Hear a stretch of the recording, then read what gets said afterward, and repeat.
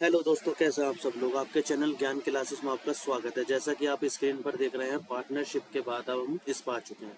Partnership के तो आपके एमसीक्यू डलते ही रहेंगे जैसे जैसे हम बीच में करेंगे, क्योंकि मैक्सिमम वो चीज़ें हमारी खत्म हो चुकी हैं। उसके अंदर और जितना हो चुका होगा मैं आपको उसमें करा दूंगा। लेकिन अब हम कंपनी अकाउंट शुरू करने जा रहे हैं। तो आप देख रहे हैं company account start, meaning of a company. सबसे नंबर 1 बात आती है कि हमें ये पता चलना जरूरी है कंपनी है क्या। भाई कंपनी किस चीज के बारे में बात करती है। आपने कंपनी सुना बहुत होगा कि कंपनी इस चीज की कंपनी उस चीज की कंपनी, लेकिन कंपनी है क्या, तो उसके बारे में हम इसके अंदर आपको बताते हैं। तो स्टार्ट करने से पहले मैं एक चीज कहूंगा, चैनल को सब्सक्राइब लाइक शेयर जरूर कर देना। आइए स्टार्ट करते हैं। Meaning of a company, company का अर्थ। कंपनी विधान द्वारा निर्मित पृथक और स्थायी अस्तित्व वाली वह संस्था है जिसकी एक सावर मुद्रा होती है। इसके सदस्यों का दायित्व सीमित होता है और उसकी पूंजी अंशों में विभक्त होती है। कंपनी की विशेषता या लक्षण, characteristics and essentials of a company. विधान द्वारा निर्मित कृत्रिम व्यक्ति। इससे पहले मैं इसका मीनिंग आपको बता देता हूँ। कई जनों को हो सकता है समझ में आ गया, कई जनों को हो सकता है इसका मीनिंग समझ में ना आया। तो ये स्टार्ट हम बाद में करेंगे। पहले ये कंपनी विधान द्वारा निर्मित पृथक और स्थायी अस्तित्व वाली वह संस्था है जिसकी एक सावर मुद्रा होती है और जिसके सदस्यों का दायित्व सीमित होता है और उसकी पूंजी अंशों में विभक्त होती है। तो नंबर 1, इसे हाईलाइट करते हुए हम हाईलाइटर ले लेते हैं। हम ले लेते हैं हाईलाइटर, तुम्हारा यही ले लेते हैं, ठीक है। टेक्स्ट ओनली हाईलाइट, कुछ भी करेंगे तो हमारा हो जाएगा।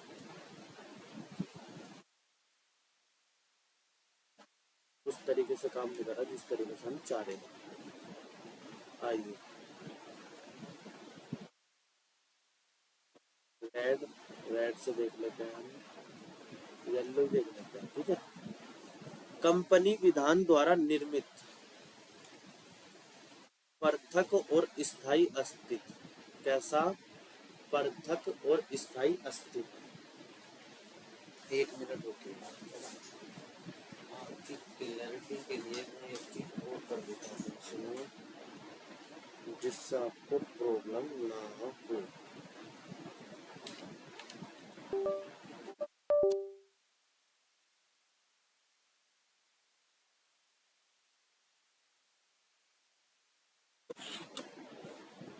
हाँ जी,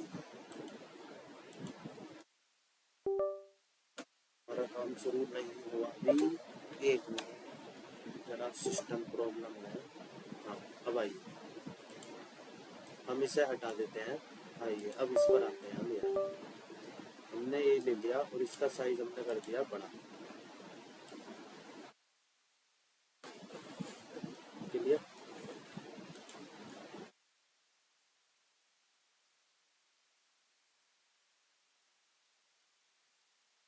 इसका साइज हमने कर दिया बड़ा।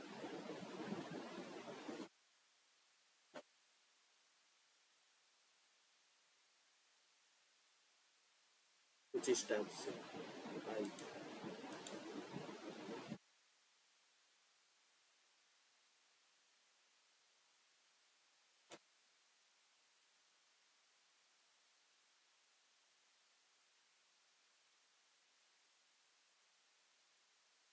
हमारा माउस थोड़ा सा प्रॉब्लम कर रहा है, एक मिनट। हाँ, आ गया। ये हो गया। इसके सदस्यों का दायित्व कैसा होता है, सीमित।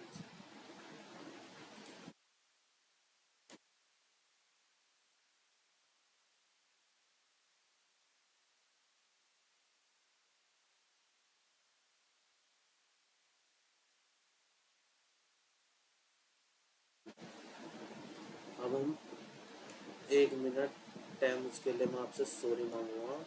आइए अब हम फाइनल करते हैं इससे। तो नंबर 1 क्या है, पृथक अस्तित्व। हम यही ले लेते हैं, आपका यही ठीक रहेगा हमारे लिए। तो विधान द्वारा निर्मित है और कैसा अस्तित्व है, पृथक है। पृथक अस्तित्व है मतलब विधान द्वारा कोई कंपनी बनी हुई है, जैसे कोई किसी चीज के लिए रजिस्टर्ड, और कैसा स्थित है, स्थायी और संस्था है जिसकी एक सावर मुद्रा होती है। अब बात आती है सावर मुद्रा है क्या। सावर मुद्रा ऐसे मान लो जैसे हमारी गवर्नमेंट ने नोट छाप दिया, उस पर गांधी जी या जो भी गवर्नर के सिग्नेचर हो गए, अब हम उसे चला सकते हैं, दूसरी जगह हमें चलाने पर कुछ चीज़ मिल जाएगी। इसी तरीके से कंपनी की सावर मुद्रा होती है। सावर मुद्रा पर उसकी सील होती है, मोहर होती है, ये चीज़ जो सारी चीज़ कहलाती है, उसका लोगो, जो भी चीज़ उसकी मेन चीज़ होती है, डेट वगैरह, शेयर धारक का नाम जो भी है, सब चीज़ उस पर लिख देते हैं। तो वो करने के बाद वो एक रजिस्टर्ड चीज़ हो जाती है, तो उसे सावर मुद्रा, उसके बारे में हम नीचे पढ़ेंगे। अभी आपको ऊपर ऊपर से नॉलेज दे रहा हूँ इसमें क्या चीज़ होती है। इसके सदस्यों का दायित्व सीमित होता है। दायित्व कैसा है? सीमित है। हमने पार्टनरशिप में पढ़ा था असीमित होता है, इसमें कैसा है? सीमित है। सीमित भी होता है, वो देख लेंगे वो कहाँ पर असीमित होता है, लेकिन फिलहाल आपका सीमित। और उसकी पूंजी अंशों में विभक्त होती है, उसकी पूंजी अंशों में विभक्त होती है। आइए, कंपनी की विशेषताएं, लक्षण। विधान द्वारा निर्मित कृत्रिम व्यक्ति, विधान द्वारा निर्मित कृत्रिम व्यक्ति अपने नाम से क्रय विक्रय अभियोग चलाना, यह व्यक्ति के समान सभी कार्य कर सकती है। यह एक व्यक्ति हार्ड मास न होकर कृत्रिम व्यक्ति है, मतलब कोई आदमी ना होकर कृत्रिम व्यक्ति है। आइए, कंपनी की विशेषताएं, लक्षण वही चल रहा है। सदस्यों की संख्या, निजी कंपनी में 50 होते हैं अधिकतम, और सार्वजनिक कंपनी में अधिकतम असीमित, कुछ भी।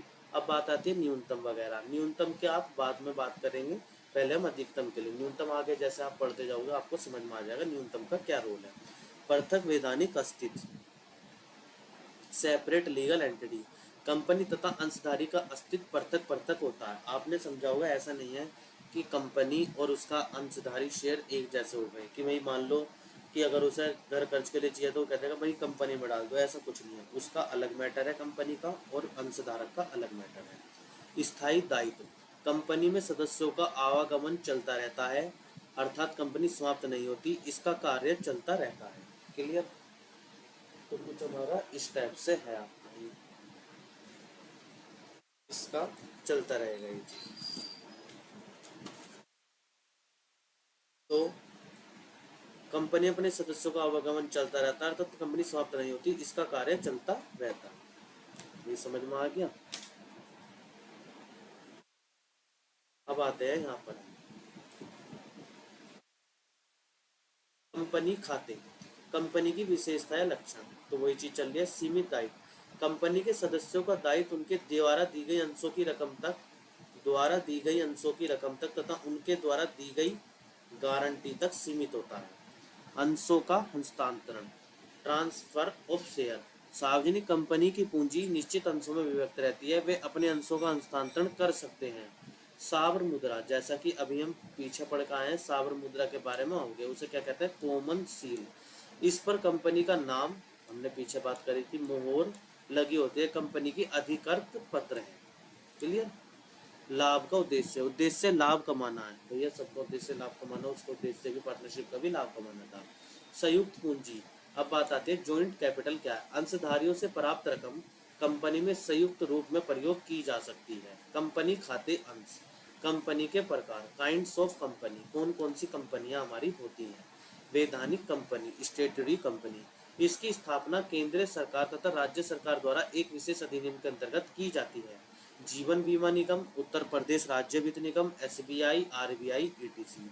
सरकारी कंपनी क्या है? जिस कंपनी का 51% भाग केंद्रीय सरकार राज्य सरकार के पास होता है वह सरकारी कंपनी कहलाती है। मतलब कोई सी भी कंपनी है, अगर उसका 51%, कितना ध्यान रखना, 51% पार्ट किसके? केंद्रीय सरकार, सेंट्रल गवर्नमेंट, या राज्य सरकार, स्टेट गवर्नमेंट के पास होता है, वह कैसी कंपनी कहलाती है? हमारी सरकारी कंपनी कहलाती है। मतलब 51% है। अब किसी का क्वेश्चन ये आया कि अगर 50% हो, अगर 50% हो, या 50.5 हो, या 50.58 हो, तो क्या वो होगी?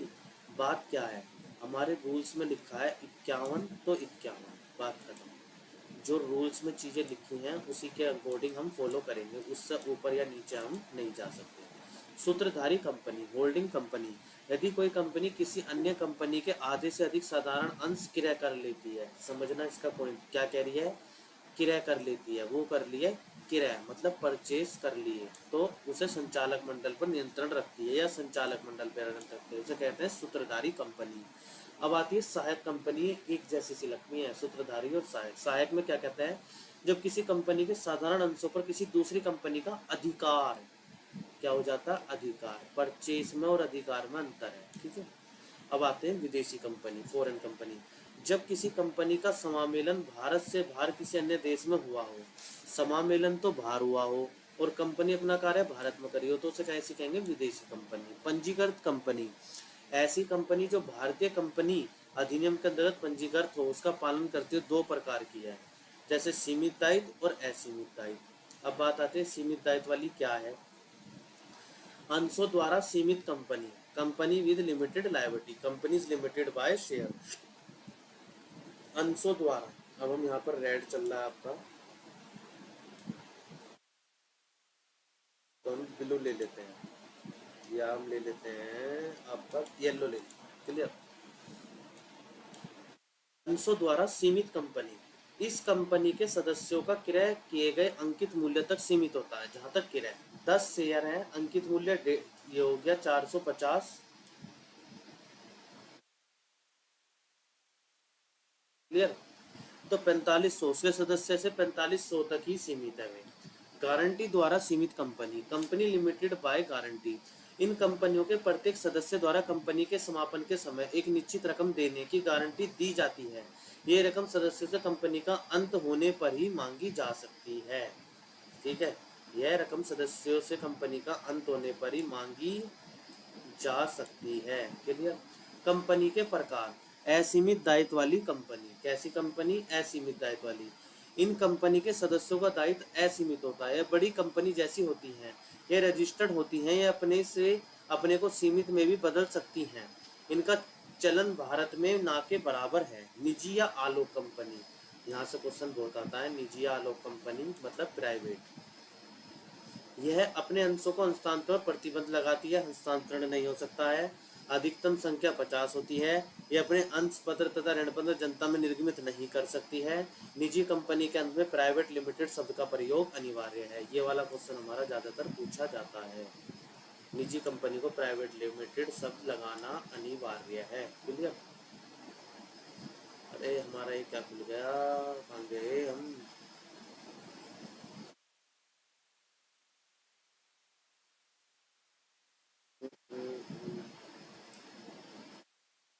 पार्टनरशिप खुल गई भाई, खुल जाई गई तुमने।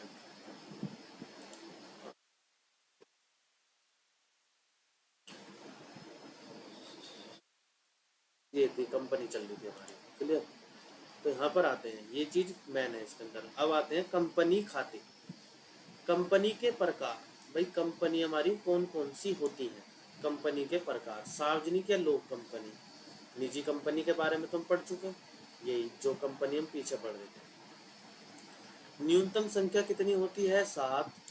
अधिकतम संख्या कुछ भी। अंशों तथा ऋण पत्रों का निर्गमन जनता में कर सकती है। इस कंपनी के अंशधारी अपने अंश किसी को भी बेच सकते हैं। और ये ऐसी कंपनी का प्रबंध अंशधारियों द्वारा चुने गए प्रतिनिधि करते हैं। अब आ जाइए, यहाँ पर आशा है पार्षद सीमा नियम। यह कंपनी का महत्वपूर्ण प्रलेख होता है, कंपनी के अधिकारों को परिभाषित करता है तथा इसका उद्देश्य की व्यवस्था करता है। कंपनी अधिनियम 1956 की धारा 13 के अनुसार इसमें 6 वाक्य होते हैं। नाम वाक्य, स्थान वाक्य, उद्देश्य वाक्य, दायित्व वाक्य, पूंजी वाक्य, संघ एवं हस्ताक्षर वाक्य। तो हम पढ़ते हैं इनके बारे में। कंपनी का नाम लिखा जाता है, सार्वजनिक कंपनी अंत में लिमिटेड, निजी कंपनी प्राइवेट, जैसा हम ऊपर पढ़ चुके हैं।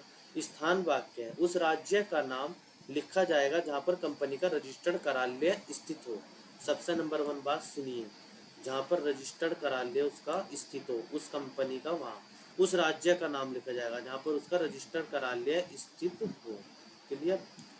उद्देश्य वाक्य, इसमें कंपनी के उद्देश्य तथा कार्य क्षेत्र की वर्णन होता है। इसमें बहुत ध्यानपूर्वक लिखना चाहिए क्योंकि इसमें परिवर्तन बहुत कठिन होता है। मतलब आपने अगर एक बात इसमें लिख दी तो उसी हिसाब से ही वो चलेगी। तो पूरे एक बार जब आप लिखें तो बड़े ध्यान से लिखें हर चीज़, कैपिटल के बारे में, स्थान के बारे में, सदस्यों के बारे में, जो जो भी चीज़ इसके अंदर लिखी जाती है।